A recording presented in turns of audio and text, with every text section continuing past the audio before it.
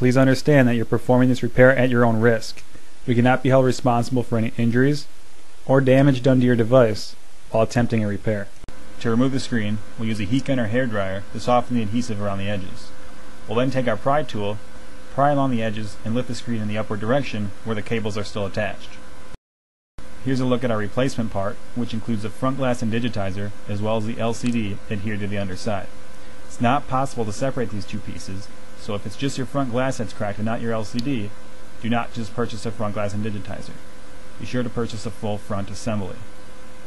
We'll first want to apply tape to the front glass so that it stays together during the removal.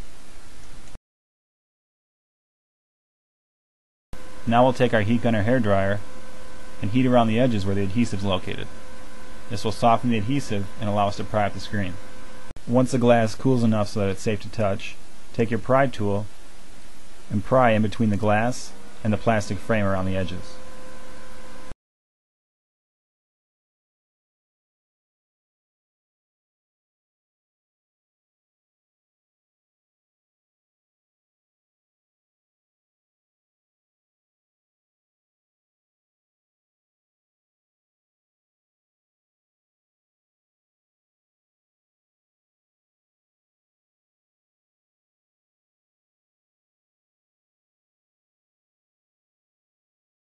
Now we'll open the screen towards the top, and there are still two cables attached. One goes to the LCD and one is for the digitizer. The LCD cable is the first one that we'll remove, and that may come out by itself. Another thing to note is that the Wi-Fi cable tends to stick to the screen. So you don't want that to tear, so you'll peel that away from the glass, as shown here. The digitizer cable plugs in beneath the logic board. Now it takes some work to get underneath of there, but since we're replacing the front screen anyway, we'll go ahead and cut this cable for convenience.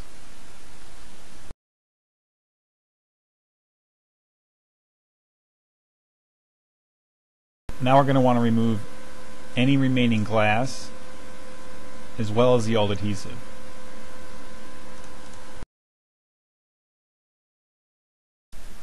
The new screen assembly does not include the home button, so be sure not to throw it away.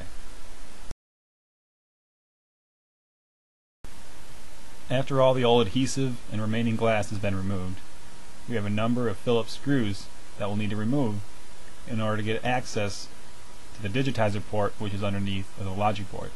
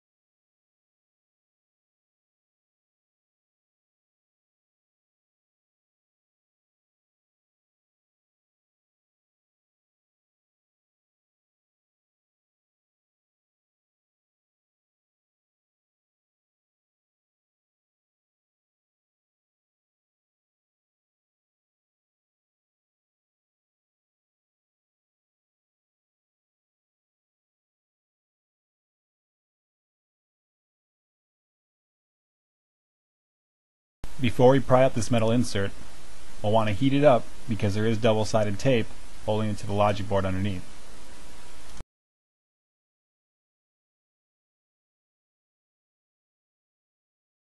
When prying up this metal insert, be extremely careful so that the cable that goes to the volume and power button does not tear. That cable is located just beneath our pry tool at this point in the video.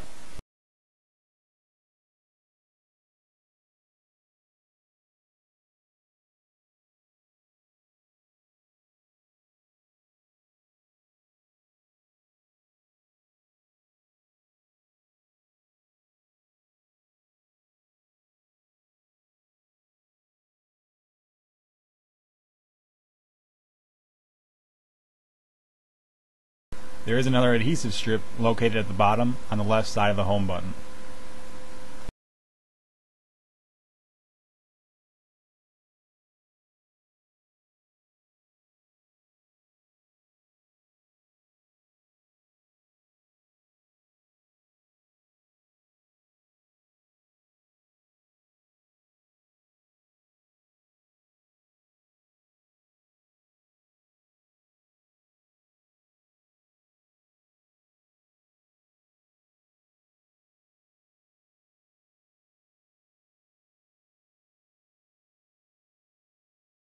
We'll now use our small flathead screwdriver to remove this metal piece covering the rear-facing camera.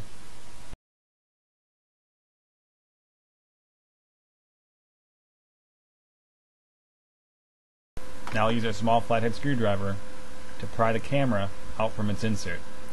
I'll be extremely careful because these cameras are very delicate.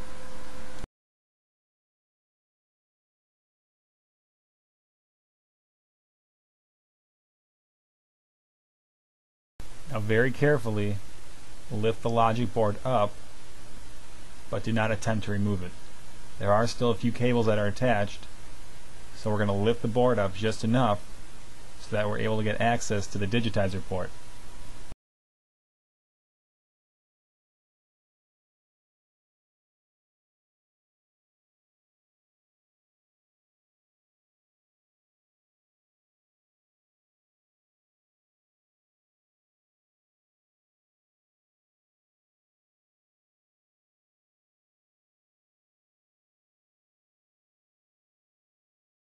Now peel out this metal adhesive which wraps around the digitizer cable, which will allow us to remove it.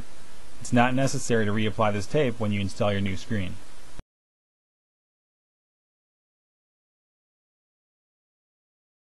Remember to continue to be extremely cautious of the cable that wraps around the board and goes to the volume and power assembly.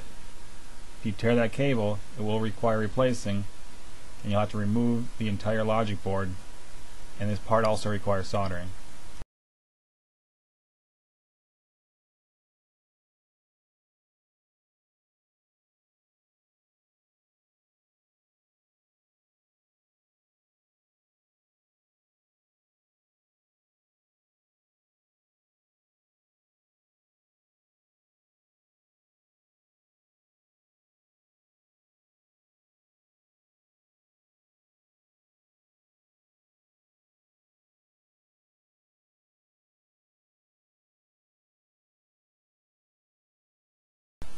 We're now left to install our new screen and reassemble our iPod. However, this is the hardest part because we can't really see what we're doing underneath of the board. You have to find the right position beneath the logic board to plug that digitizer cable in. You first want to make sure that the digitizer cable is bent in the orientation shown here. Otherwise, you can overlap the LCD screen and crack it on installation. Now to plug the digitizer cable in, we'll slide it underneath of the board in the area of the location of the port and use our small flathead screwdriver to push in the upward direction and secure that cable in its port.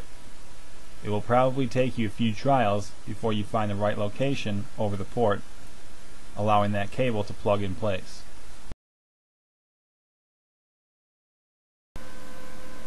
Now we'll push the logic board down so that it sits in its original location. Before we completely reassemble our iPod, it's a good idea to test the screen. So we'll plug our LCD cable in and flip the screen over, power on our iPod, and give the touchscreen a test. You should also confirm that the power and volume buttons are working correctly, the front and rear facing cameras, in addition to the external speaker. These are all commonly damaged when replacing the screen on this device. Once we've confirmed everything is working properly, we can go ahead with reassembly of our iPod. We'll first put our metal insert back in place.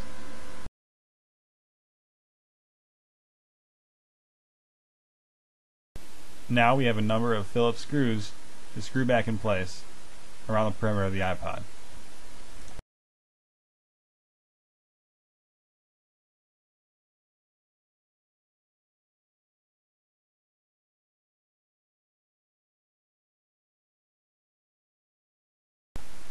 Now we'll remove the plastic pieces that are covering the back and front of our replacement screen.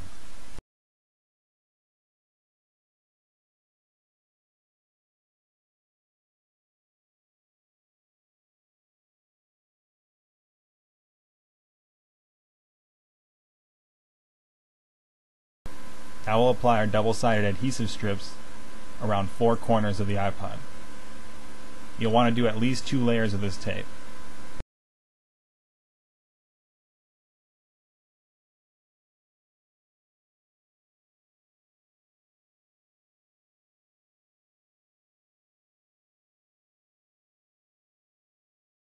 Now we're ready to put the screen back in place, but we'll first need to plug in the LCD ribbon. Now while we're putting the screen back in place, it's a good idea to have the screen on so that you can see if there are any high points underneath that will show on the screen. And then you'll know that there either isn't enough adhesive around the edges, so the screen's not sitting high enough, or there's something in the way, such as excess glass or a screw is too high, and that could cause the LCD screen to crack on installation. We're now going to use 4 small plastic clamps around the 4 corners of the iPod where the adhesive is located.